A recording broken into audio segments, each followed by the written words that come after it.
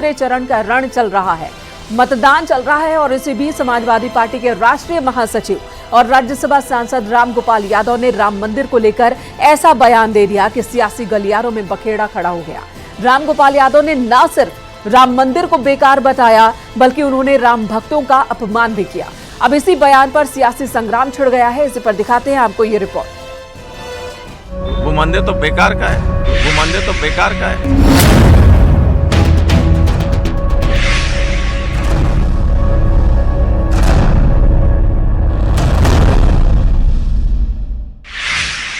राम मंदिर विश्व भर के सनातनियों की आस्था का केंद्र है, सनातन संस्कृति का प्रतीक है। लेकिन इस राम मंदिर के खिलाफ एक नई पटकथा तैयार हो चुकी है। इस पटकथा के लेखक कोई और नहीं बल्कि समाजवादी पार्टी के राष्ट्रीय महासचिव रामगोपाल यादव हैं, जिन्होंने राम मंदिर के नक्शे को पहले तो गलत बताया और फिर राम मंदिर को ही बेकार बता दिया। हम रोज राम के दर्शन करते हैं पर मंदिर नहीं गए आप लोग। वो मंदिर तो बेकार का है। बेकार का है और क्या, मंदिर ऐसे बनाए जाते हैं? मंदिर ऐसे नहीं बनते। पुराने मंदिर देख लीजिए कैसे बनते, दक्षिण से लेकर उत्तर तक। नक्शा ठीक नहीं बना, उसका वास्तु के लिहाज से ठीक नहीं बनाया गया मंदिर को। रामगोपाल यादव ने यह बयान उस वक्त दिया जब सैफई में पूरा यादव परिवार मौजूद था और वोट डाले जा रहे थे। इसीलिए बीजेपी को बैठे बिठाए रामगोपाल यादव ने नया मुद्दा दे दिया। सीएम योगी ने भी रामगोपाल यादव के बयान की निंदा की और कहा ये राम भक्तों पर गोली चलवाने वाले लोग सिर्फ लोक भावना को आहत पहुंचाने वाले हैं। इन दोनों का जो चरित्र है यह हिंदू विरोधी है और राम विरोधी है। जाकी रही भावना जैसी, प्रभु मूरत देखी तिन तैसी। ये राम भक्तों पर गोली चलाने वाले लोग हैं। राम के अस्तित्व को नकारने वाले लोग हैं। मर्यादा पुरुषोत्तम प्रभु श्री राम की ईश्वरीय सत्ता को चुनौती देने वाले लोग ये लोग हैं।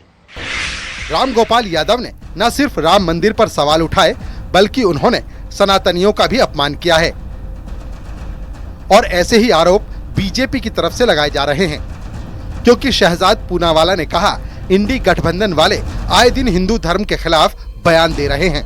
तो वहीं रामगोपाल यादव की बहू अपर्णा यादव ने कहा ऐसी अभद्र टिप्पणी ठीक नहीं। सर्वप्रथम तो मैं यह सवाल करना चाहती हूँ कि उनको इस प्रकार की जानकारी किसने दी है, और दूसरी बात है क्या उनको वास्तु का नॉलेज है। तीसरी बात मैं ये कहूँगी जहाँ पर हमारे इष्ट श्री राम हैं, प्रभु राम हैं, वहाँ पर किसी भी तरीके का वास्तु दोष या समस्त दोष जिसमें ख़त्म होते हैं उसी का नाम राम है। हमारे भारत का आदर्श जो है राम है, संस्कार राम है।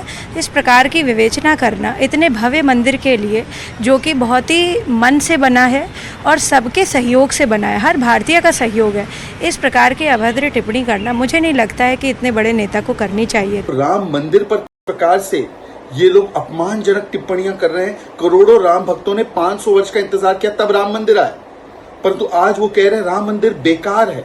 क्या किसी और धर्म के स्थल के बारे में ऐसा बोला जा सकता है? कतई नहीं बोला जा सकता, ना बोला जाना चाहिए। पर केवल हिंदुओं को अपमानित करना, हिंदू को दो गाली ताकि मिले वोट बैंक की ताली, ये बन चुका है इंडी अलायंस का चरित्र। परंतु करोड़ों राम भक्तों की आस्था और उनकी पूरी के पूरे विश्वास पर चोट करने वाला ये बयान, अपमानित करने वाला ये बयान, ये राम विरोधी चेहरा है समाजवादी पार्टी का। यानी प्राण प्रतिष्ठा के वक्त अखिलेश यादव का अयोध्या नहीं पहुंचना, कांग्रेसियों का विरोध जताना और इंडी गठबंधन के साथियों का राम मंदिर पर बार बार सवाल खड़े करना बताता है सनातन के अपमान की स्क्रिप्ट पहले ही लिखी जा चुकी है। सिर्फ वक्त वक्त पर इसके किरदार बदलते जाते हैं। Bureau report, news 18।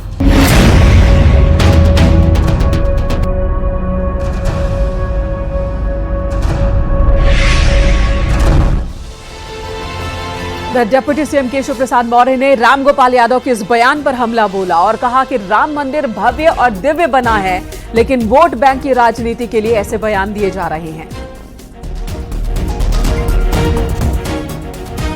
Gopal Yadav ji बयान दे रहे हैं। उन्होंने कहा कि ये जो राम का मंदिर बना है ये वास्तु के हिसाब से ठीक नहीं है, यहाँ तक कि बेकार बोल दिया उन्होंने। प्रोफेसर शब्द लगा होता है तो परम विद्वान माने जाते हैं, लेकिन भगवान श्री रामलला के जन्म स्थान पर भव्य मंदिर बनाने के लिए जब निहत्थे राम भक्त रामलला के दर्शन के लिए श्री राम जय जय राम करते हुए जा रहे थे, उस समय गोली चलाई गई। अनेक राम भक्तों का राम जी के चरणों में बलिदान हो गया।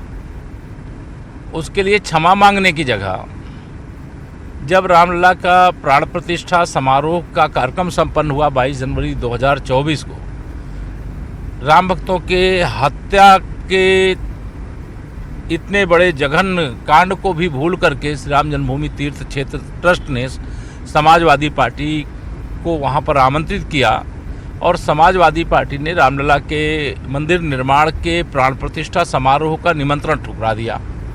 आज राम भक्त उनको ठुकरा रहे हैं, उनको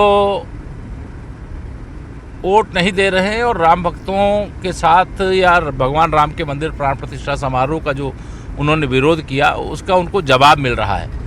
तो वोट बैंक की राजनीति के तहत जो यह बयान आया है प्रोफेसर राम गोपाल जी का, मैं नहीं देखा हूं, आप बता रहे हैं इसलिए मैं बता रहा हूं, वह बहुत ही निंदनीय बयान है और इस प्रकार के बयान को उत्तर प्रदेश और देश में कोई भी राम भक्त स्वीकार नहीं कर सकता है। जो भी बना है, जहाँ भी बना है, जहाँ भगवान श्री रामलला विराजमान है वह भगवान का जन्म स्थान है। जो मंदिर बना है वो भव्य और दिव्य बना है। वहीं स्मृति ईरानी ने कड़े शब्दों में रामगोपाल पर प्रहार किया। उन्होंने कहा कि राम मंदिर पर जो बयान दिया है रामगोपाल यादव ने, तो वो पहले अपने नाम से राम का त्याग कर दे। उनके नाम में राम भी हैं और गोपाल भी, लेकिन उन्हें अपने नाम से राम का त्याग कर देना चाहिए। साथ ही स्मृति ईरानी ने यह भी कहा कि ईश्वर ही उनका हिसाब करेंगे। उनके परिवार में बिखराव यही प्रभु का अभिशाप है। सब परिवार ने रामचरितमानस का अपमान किया, जिस परिवार ने राम मंदिर का अपमान किया, आज वो परिवार कितना बिखरा है।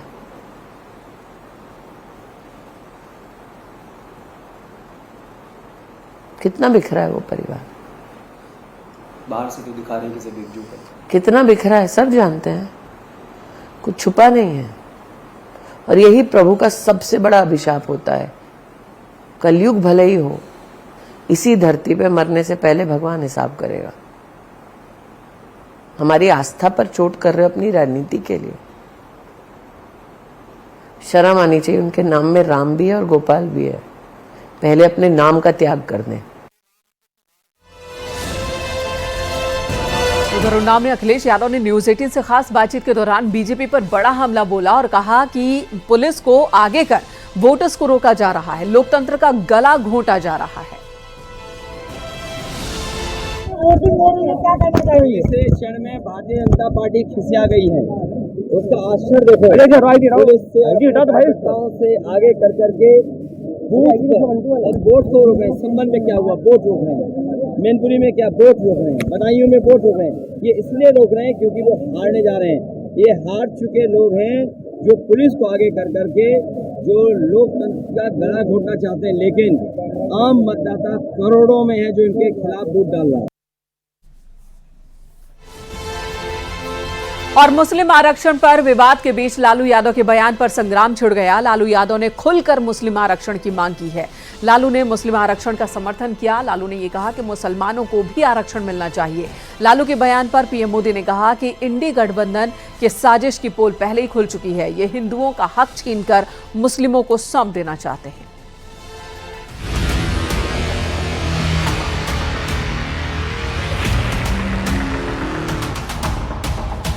दलितों पिछड़ों के आरक्षण में सेंधमारी करके वोट बैंक पॉलिटिक्स के लिए उनकी खास जमात को अलग से आरक्षण देना चाहते थे। आरक्षण के पक्षधर है ना, वो तो संविधान को खत्म करना चाहते हैं। जिस मुस्लिम आरक्षण का मुद्दा पीएम मोदी ने कांग्रेस के घोषणा पत्र से उठाया था, कांग्रेस पर ओबीसी से हक छीनकर मुस्लिमों को देने का आरोप लगाया था। उस आरोप पर भले ही कांग्रेस खामोश हो, लेकिन अल्पसंख्यकों को साधने के लिए अब लालू यादव ने खुल्लम खुल्ला ऐलान कर दिया है। मुस्लिम आरक्षण को सही ठहराया है। लालू यादव ने कहा वो तो संविधान ही खत्म करना चाहते हैं, लोकतंत्र को ही समाप्त करना चाहते हैं। मुस्लिमों को आरक्षण तो मिलना ही चाहिए। यानी विपक्ष के जिस एजेंडे की बात बीजेपी ने की, उसे लालू यादव ने कबूल कर लिया। आरक्षण के पक्षधर है ना, वो तो संविधान को खत्म करना चाहते हैं, लोकतंत्र को खत्म करना चाहते हैं। ये इस बात को जनता के जहन में शायद बात आ गई है, तो इस तरह की बात बदल रिजर्वेशन तो मिलना चाहिए मुसलमानों को पूरा। हिंदुओं से इतर मुस्लिमों के लिए दरिया दिली इंडी गठबंधन की पोल खोलने के लिए काफी है। तभी पीएम मोदी ने कहा खतरनाक साजिश की पोल खुल चुकी है, तो सीएम योगी ने कहा ये देश को बांटने की कोशिश कर रहे हैं। जो चारा खाने के कारण जेल में है, जो पशुओं का चारा खा गए, उन्होंने कहा, ऐसे हाथ पछाड़ के बोल रहे हैं, मुसलमानों को आरक्षण मिलना चाहिए। और सिर्फ आरक्षण नहीं मिलना चाहिए, वो कहते हैं कि पूरा का पूरा आरक्षण मुसलमानों को मिलना चाहिए। भारत के विभाजन की आधारशिला इनके द्वारा रखी जा रही है, जिसको मतदाताओं को जिस पर अपना जवाब देना चाहिए और इनको पुरजोर इनको जवाब देते हुए इनको नकारना चाहिए। मुस्लिमों को आरक्षण की पैरवी करने पर अब आरजेडी के साथ कांग्रेस भी बीजेपी के निशाने पर है, क्योंकि यही वो मुद्दा है जिसके नाम पर विपक्ष खास धर्म के वोट बैंक की राजनीति कर रही है।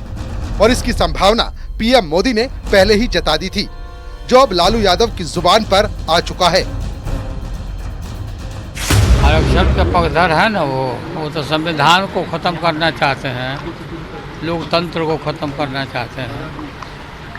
ये इस बात को जनता के जहन में शायद बात आ गई है, तो इस तरह की बात बदल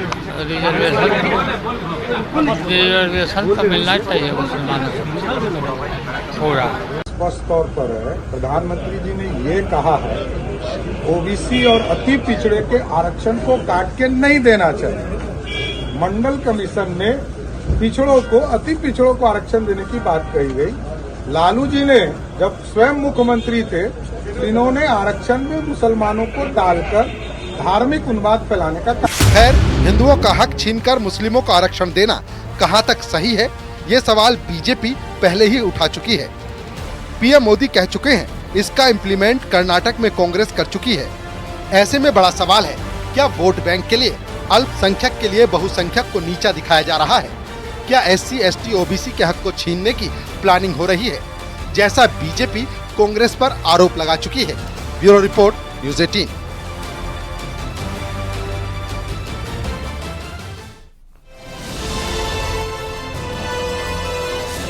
बिहार के पूर्व मुख्यमंत्री और राजद प्रमुख लालू प्रसाद यादव का सुर बदल गया है। उन्होंने कहा कि मंडल कमीशन मैंने लागू किया था, आरक्षण सामाजिक आधार पर होता है, धर्म के आधार पर नहीं होता। अटल बिहारी वाजपेयी ने संविधान समीक्षा आयोग बनाया था, तीसरे चरण का रुख हमारे पक्ष में है।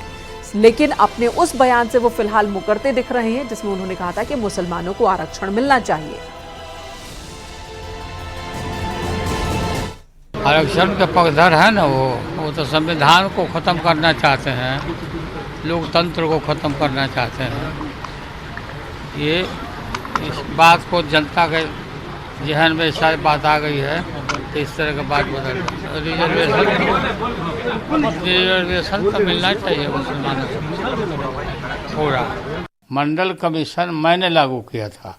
हम आरक्षण सामाजिक आधार होता है, धर्म आधार नहीं होता है। अटल बिहारी वाजपेयी जी ने संविधान समीक्षा आयोग बना दिया था।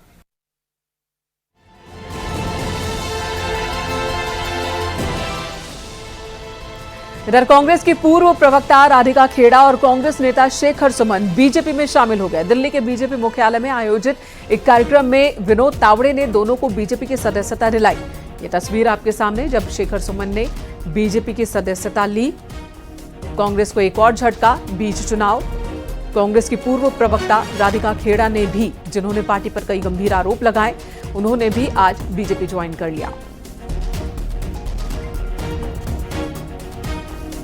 शेखर सोनू से हम बात करते सर, आप बीजेपी में शामिल हुए हैं, क्या कुछ खास रहा जिसके कारण आप बीजेपी में शामिल? मैंने बताया और बार बार शायद मैं इसका उल्लेख नहीं करना चाहूंगा, वो ये कि इस तरह से प्रधानमंत्री जी के नेतृत्व में हमारा देश जो है आगे बढ़ रहा है। मैंने कहा कि जो दशा और दिशा और अवस्था और व्यवस्था जिस तरह से बदली है, जो तस्वीर और तकदीर, उसका मैं एक हिस्सा बनना चाहता हूँ। सर अगर हम बात करें सर, राज्य में भी चुनाव हो रहा है, बिहार में चुनाव हो रहा है, बिहार से आप हैं, बिहार में आप चुनाव लड़ भी चुके हैं, क्या पार्टी अगर जिम्मेदारी देगी तो आप बिहार में चुनाव प्रचार करने जाएंगे?